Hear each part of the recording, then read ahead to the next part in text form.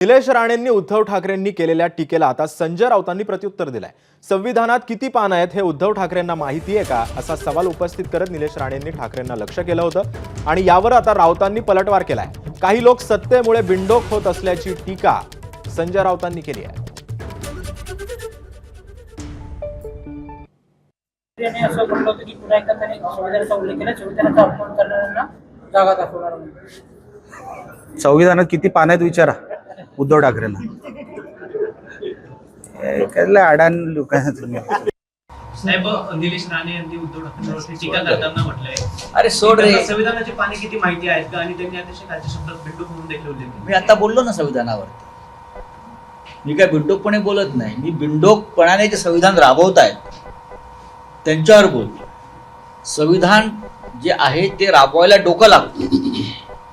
2010 नंतर 14 नंतर असं कोणतंही डोकं मला दिसलं नाही या देशात। सत्ता माणसाला बिंडोक बनवते, हे मला आता अलीकडे दिसतंय। नामर्दांच्या हातात सत्ता गेली किंवा वेड्यांच्या हातात सत्ता गेली तर काय होऊ शकतं हे आज देशातलं चित्र आहे।